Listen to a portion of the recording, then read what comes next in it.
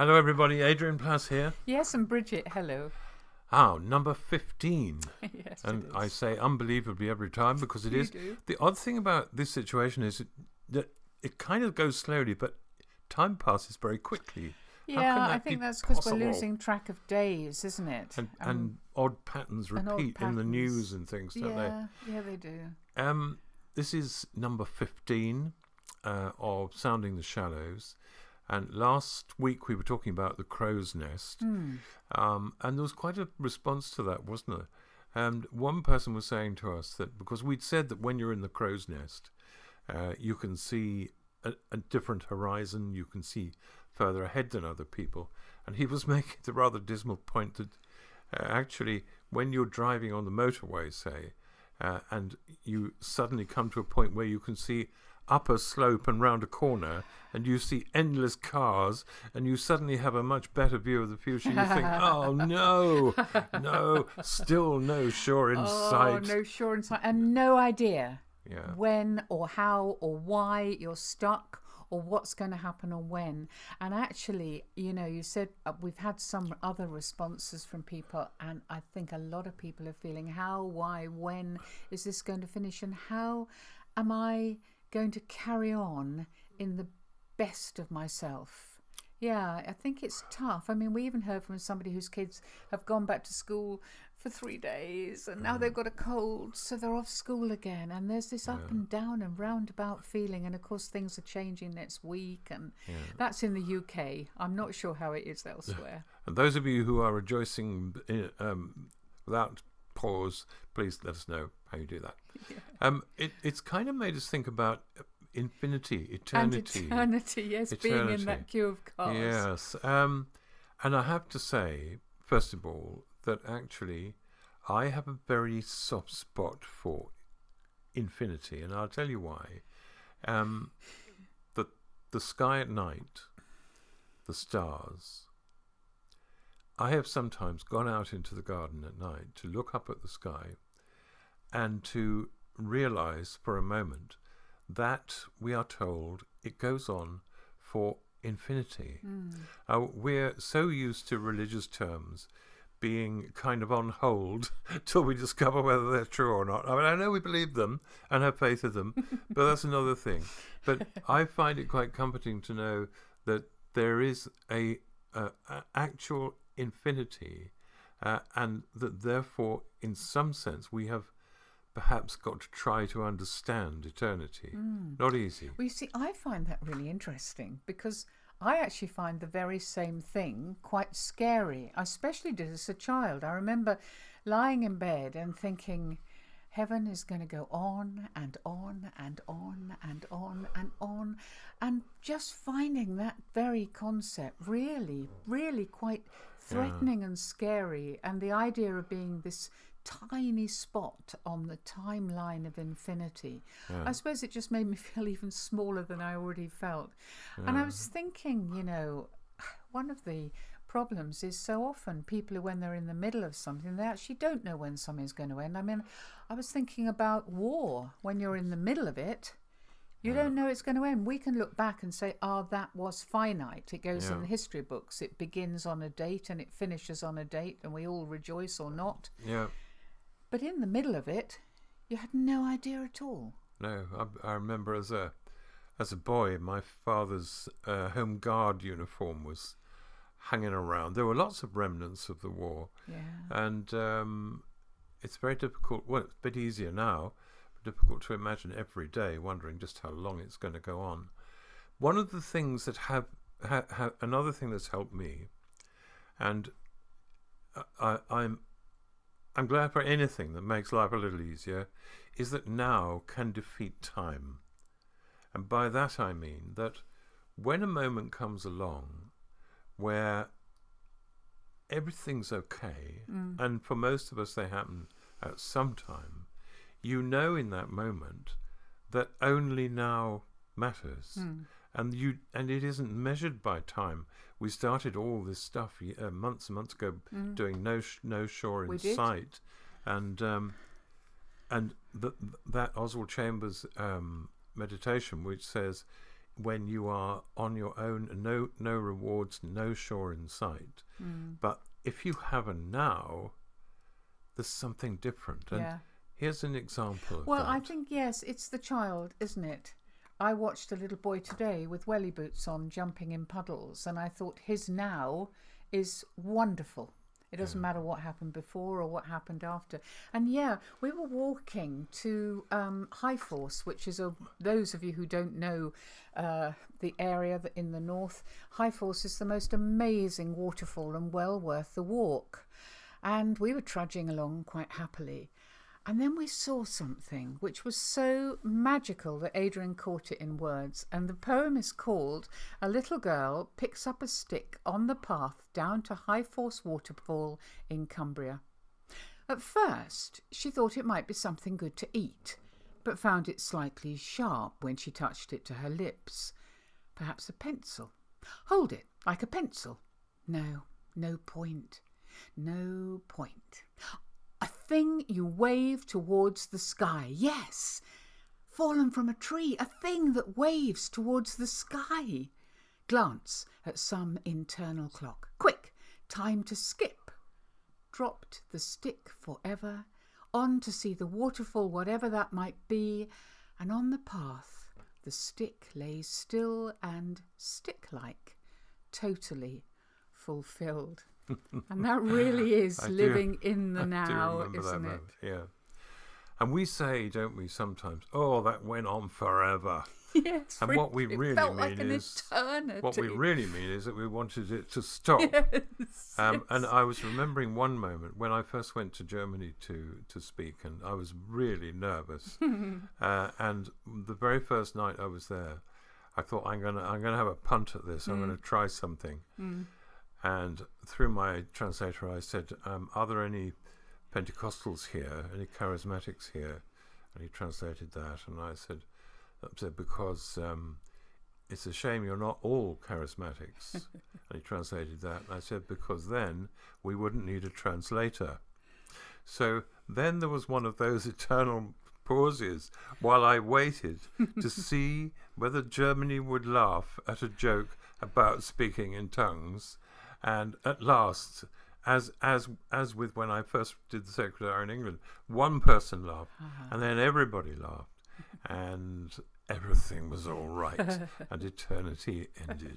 I am so glad I wasn't with you that night, but I bet you were very glad you weren't with me. Yes.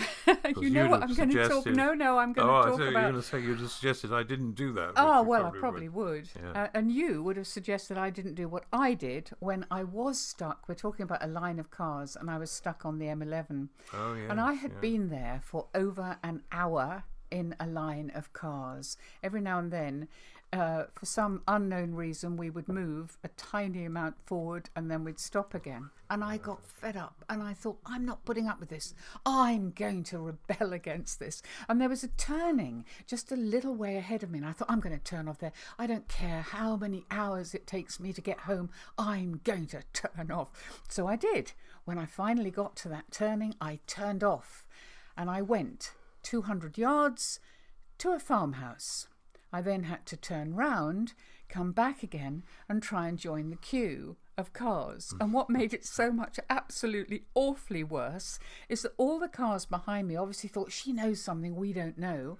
So and a whole stream followed of cars followed me, and they yes. all had to arrive at the farmhouse, turn round and come back. And of course, they didn't know that it was me, because by the time they saw me still trying to get into the line of traffic, they would have no idea. And I thought, I have ruined the lives of maybe 100 people who were behind me on that road. That might be a slight exaggeration, but you were able to feel a hero for a short while. Oh, for about 5 minutes. But I think there always is a danger in trying to bring the uncontrollable under our control.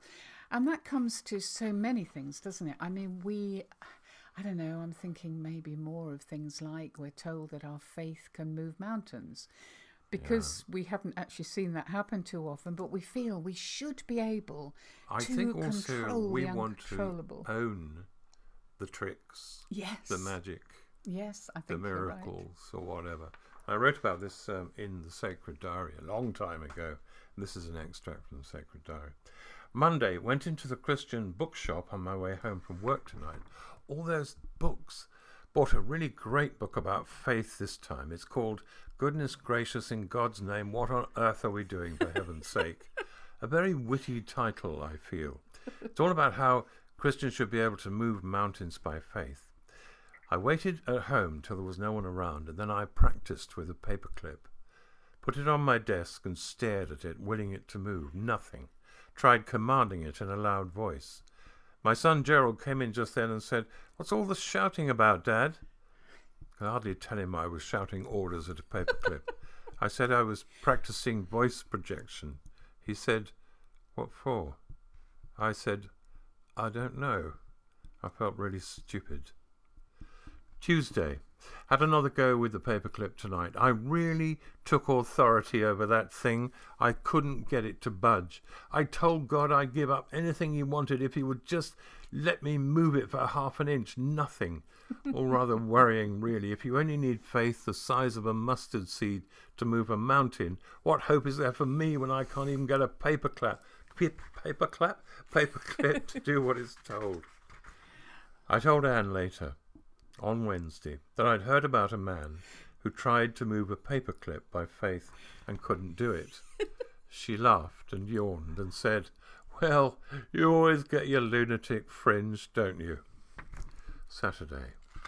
I got up early today to have a last go at that blasted paperclip. I ended up hissing viciously at it, trying not to wake everybody up. When I gave up and opened the door, Anne and Gerald were standing there, looking anxious. Anne said, "Darling, why did you just tell that paperclip you'd straighten it out if it didn't get its damned act together?" I explained with as much dignity as I could muster.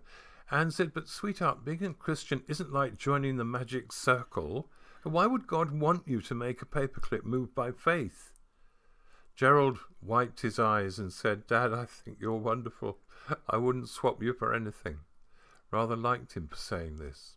Anne did me a cooked breakfast. I felt quite happy, really. It's interesting you mentioned breakfast, because when you were talking about the now moment that is always good, I thought of you and breakfast, because I think breakfast is one of those times when you can live in the now and enjoy every bit of it, really. Yeah, that's true. Because, of course, some things, we're talking about infinity, we're talking about eternity, and some things are finite. I mean, the most extraordinary thing over this last 2 weeks, certainly in the UK, is that children have gone back to school. Finally, after those months of them not being at school.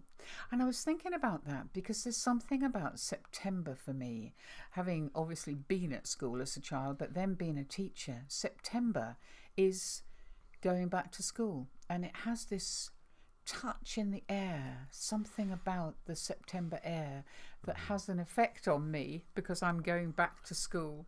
It's always bewildering, always strange, and for first timers, little people going into school, it's very bewildering indeed. Well, I think you forget that for them, it's some of it is totally inexplicable. Yes, and I don't know if you remember. I just remembering a friend of ours who was a headmistress on her first day. Her first day, she took a class and did things with them, and that was all okay. She'd done the assembly, hadn't she? Yes. She'd been up the front. And then when the class ended, the children filed out, and one small child stopped, turned round, walked up to her and looked right up at her face and said, "Who are you?" Oh my goodness. I wonder whether me. she or he looked back on it and wondered about it later on and felt deeply embarrassed. I don't know. But it is interesting, and memories from school are quite extraordinary things. You tried to make a list, didn't you? Well, I tried to make a list of all my memories from junior school. Yeah. In what we call the big boys' school, from 7 to 11, and it was finite.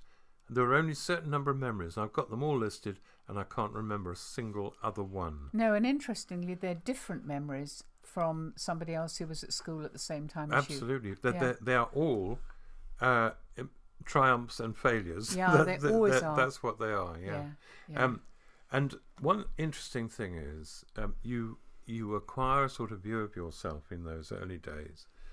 And I wrote this to reflect that. And I'll tell you the interesting thing about this when I finish. It's called When I Was a Small Boy. When I was a small boy in a small school with endless legs and ears that widely proclaimed a head full of emergencies, when I clung by bleeding fingertips to 33 plus 9 and cognitive dissonance was just a hard sum. There were only 2 crimes. The first was shouting in the corridors. The second was to be a fool. And when the bell, the blessed bell, let me fling my body home, I thought I might at least one day aspire to rule in hell. But now I never hear the bell, and part of me will always be a fool screaming in some sacred corridor. Oh, Adrian. Well, the interesting thing about that is that I'm not that. Right. But the pattern of it and the germ of it is, to mix my metaphors as I always do, is within that memory. Yeah. I do shout in sacred corridors, and I'm glad I do. But I don't. Yes. I don't. And it's no longer considered to you to be a crime. No, that's true. No, that's true. So all I'm saying is don't be too hard on yourself, because these patterns, they're not necessarily taken away, they're changed. Yeah, and they don't have to be for eternity. They don't have to be for all time. But it's really tough sometimes, because sometimes things get stuck in your head really, really early on, and it's very difficult to budge them. And I'm just ever so briefly thinking of when I was a little girl, and I went to a Catholic school, and they were all nuns, and most of them were very nice, but one or two of them, maybe it wasn't good for them to be a nun, I don't know.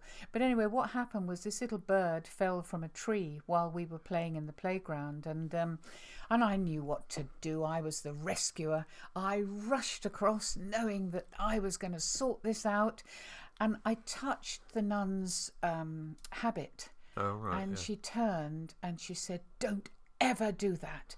Don't you know my habit is sacred?" Now, she was one, and there were some others that were quite different. But I think for a long time that affected my approachability towards God, a feeling that actually something was sacred and I couldn't go near it. So some patterns really need working on, don't they? But they do not have to last for eternity. No. I don't know if anyone else has read this, but I have a memory talking about infinity of something which I suppose was meant to be helpful. It was a sort of picture of how you might imagine eternity, right? So there's a mountain, a huge mountain, perhaps Everest.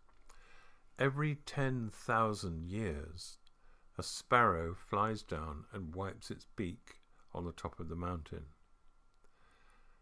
When the mountain has finally been wiped away and removed by the sparrow's beak, infinity will have just begun.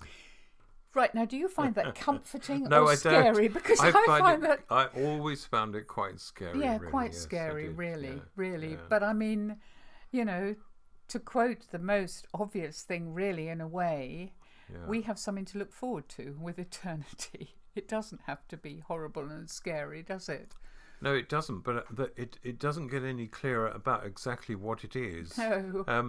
Another of my favourite bits in the Bible is when Jesus says he's got to go away and get houses ready for the disciples, and they obviously have the faintest idea what he's talking about. But it's so Jesus, nice and practical, isn't it? Yes, he didn't. He used metaphors, but he always used them for a reason. And what do I know? But I'm warming to heaven. But I mean, whether it's because I'm getting nearer to it, do you think the angels are glad to hear you saying that? I don't know, really. I don't know. I was quite amused the other day. There's a bit in the Bible where it might be a couple of bits where Jesus says, "Oh," and he's frustrated with them. "How much longer do I have to be with you?" Well, the answer, Jesus, is forever. So I hope you're going to enjoy that. I really do. Oh gosh, and just imagine what's going to happen when we arrive. Actually, we can't imagine that now because I think we're running out of time, really. But next week, yeah, we'll have a think of give that. you a rather strange view of what might happen. We might, but also, you wouldn't it arrive be in heaven. lovely to hear from you, maybe in just one line, a memory of when you started school? That would be such fun, and we'll put some of them together and tell you what they are. Or any thoughts about infinity. Yes, would be interesting. Yeah, absolutely. Thanks for listening. Thank you. See you next week. Bye-bye. Bye-bye.